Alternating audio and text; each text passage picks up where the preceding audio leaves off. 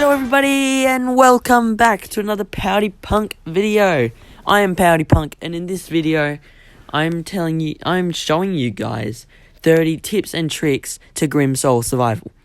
Tip number 1, in your home area, trees and resources don't grow back when you harvest them, okay? But in other areas, whenever you go out somewhere to harvest some, let's say wood, it respawns as soon as you leave the area. So you just grab as much as you can, you leave the area, as soon as you come back, it'll all be back. Tip 2. As soon as you start your home, you don't need to build any walls. All you need is floors. This leads into tip 3. As soon as you start, you should build a peasant's chest on your floor. You don't need a wall, so just build a peasant's chest, because no one actually can raid you yet. So build a peasant's chest and put everything inside the chest. Then you walk into the fog. A special event would appear. The attacked caravan. Make sure you bring nothing. The only thing you bring is your ragged sack, but nothing else. Not even weapons or clothes. The first attack caravan has over 50 slots of loot, so you'll want to take these for the Raven's Cage. These items down below. The Raven's Cage actually engages you in a lot of quests. It's like they give you such good loot too, those quests, so you'll want to do it, and it's an awesome storyline. You'll love it. Tip 4. Gather as much wood and stone as you can, because that's the fastest way to level up. Because if you want to level up as fast as you can, this is what you got to do. And also, this is how I ended up with this. Yeah, I ended up with this crazy good amount of loot. I love it. Actually, I didn't know I had that much fiber, but I do. Okay, so yeah. Tip 5. In the night, the night guest shows up. Okay, there's only 4 ways to survive him. You can't even damage him. He's like too powerful that you can't even, not even a single weapon in the game can damage him.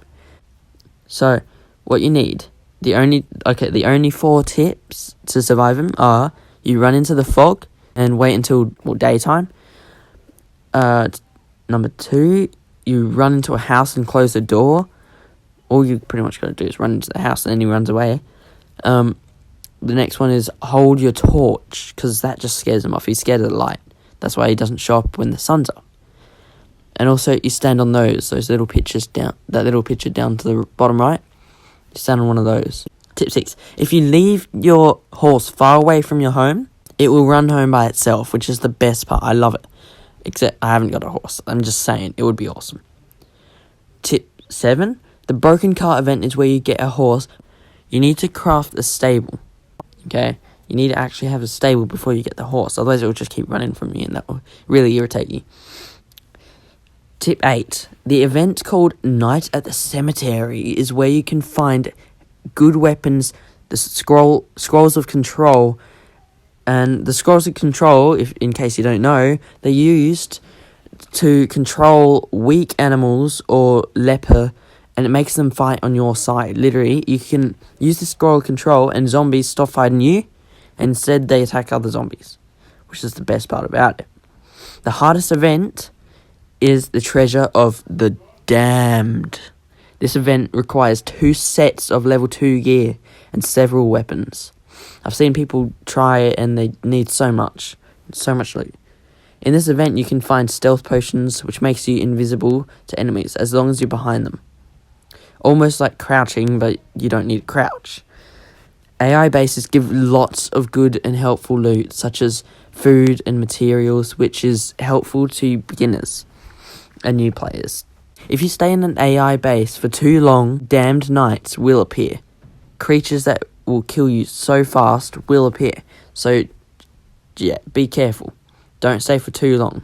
Black powder is needed for bombs that you can raid other people's bases. So that would help if you are like a high level though, because you need to build it. But you only find black powder, well, you can make it, but you can also find it in a 3-skull area at night. It's found in night caches that look like this picture right here. And yep, next tip. In case you don't know, as soon as you die, you lose everything you're holding. Not your base, nothing else, you just lose what you're holding. The Forsaken Dungeon key is in the Gatekeeper's hut, but don't rush ahead because that place is really dangerous. Like, he spawns wolves to kill you. And yeah, he's just really strong. So be prepared. The first dungeon you unlocked, Forsaken Dungeon, has got the blueprints and materials to make the grindstone. You can make better weapons with it. It's like so good. The torture chair. The torture chair is key to unlocking Forsaken Dungeon level 2. You need a Forsaken Hermit to unlock dungeon level 2. A Forsaken Hermit is found on the outskirts of a 3-skull area. Put him on the torture chair and you'll unlock Forsaken Dungeon level 2, where the last piece to the horse stables is. Lumber burns 50% more than wood. Fried leek and berry drink are my personal recommended foods because, like, they're easy to make and they heal you quite a bit. Just eat, like, one at a time sort of thing, if you know what I mean. Like, eat one, wait until you heal, and then eat another. Don't eat, like, 1, 2, 3, 4, 5, because you just waste a bunch of food there. I recommend that you don't eat your raw leek if you don't need it, because you can cook it, which is a lot more helpful, and also you can make it into some sort of soup in the same way you make berry drink. Try more holy berries and less haw-berries, because haw-berries are the only berries you can make berry drink out of. So I try and even it out by just eating my holy berries and not eating my haw-berries. Because, yeah, haw-berries are used for many more recipes, so I personally aim to eat holy berries instead of haw-berries. Eating too many berries at once will make you puke, which affects all your stats for a small amount of time. Your movement speed goes from 100 to 40 if you're not wearing boots. It's much better to have 2 sewing machines before crafting a stable. You can find a lot of cords in 3-skull area chests. Having 2 sewing machines helps make armor so you can survive in the 3-skull area. To make cloth, you need flax fiber and a sewing machine. Saltpeter is found in Knights and Templar.